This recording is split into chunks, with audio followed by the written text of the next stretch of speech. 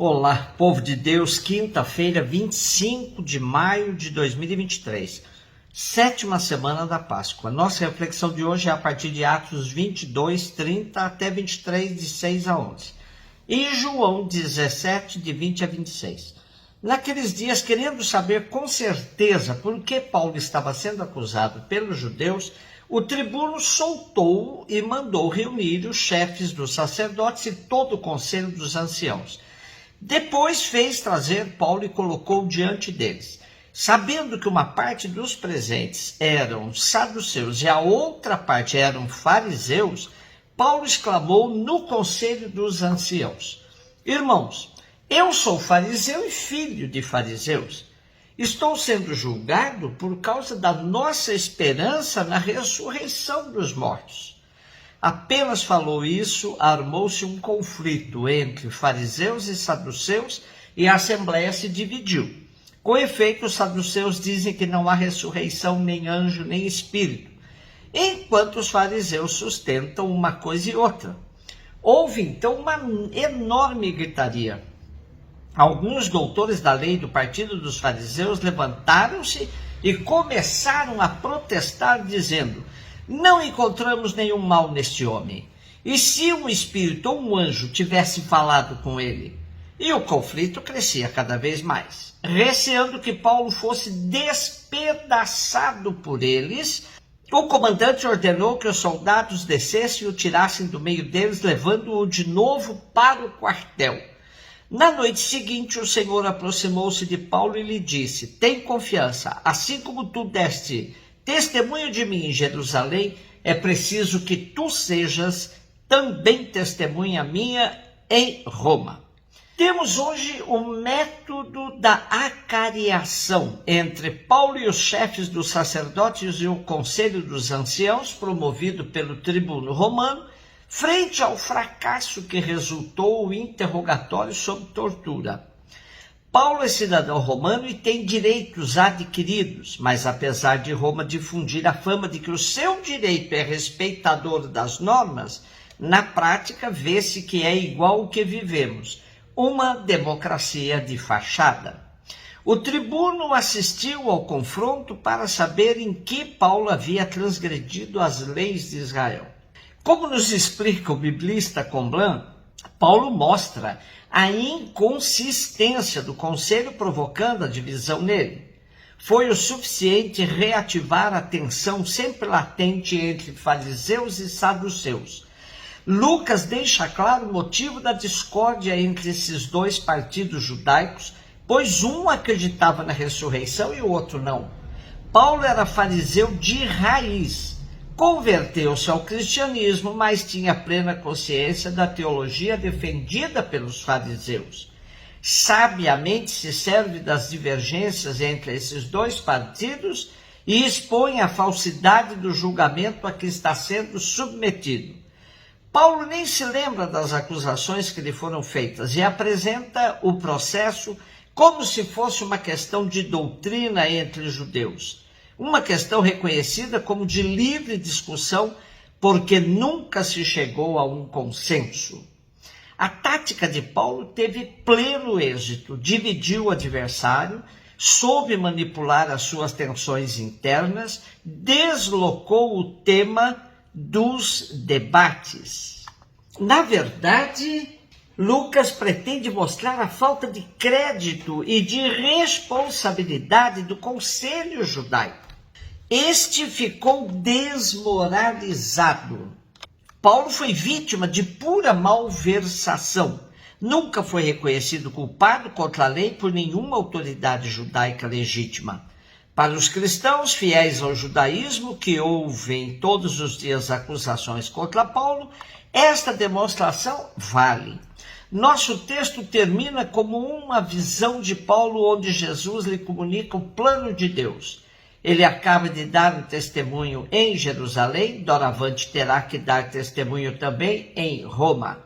Enquanto os judeus se perdem, mostrando-se totalmente sem rumo, Paulo aparece como aquele que sabe aonde vai e o que tem como missão pela frente.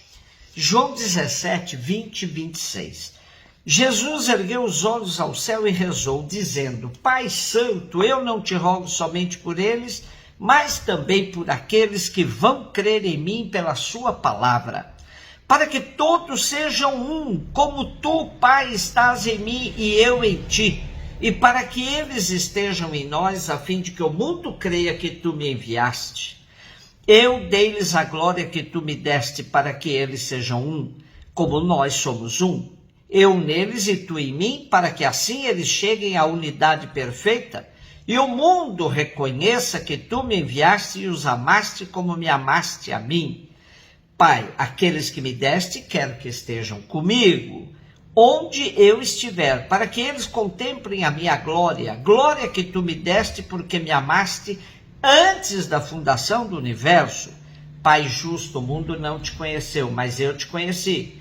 E estes também conheceram que tu me enviaste.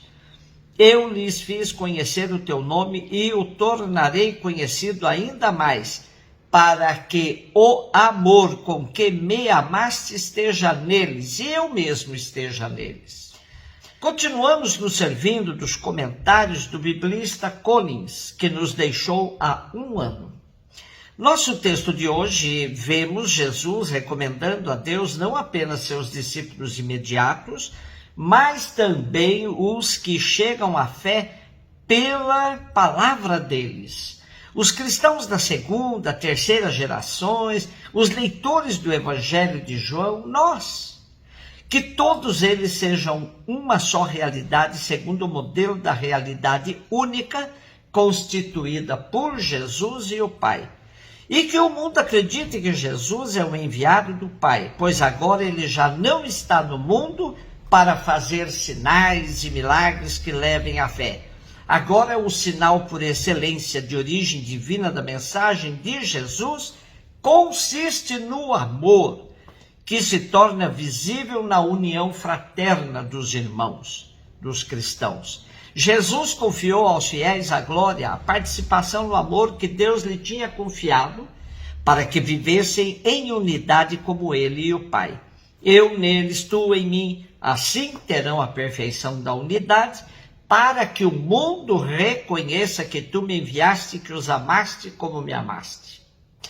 O que nos impressiona é o acento no amor que perpassa todo o discurso de despedida de Jesus.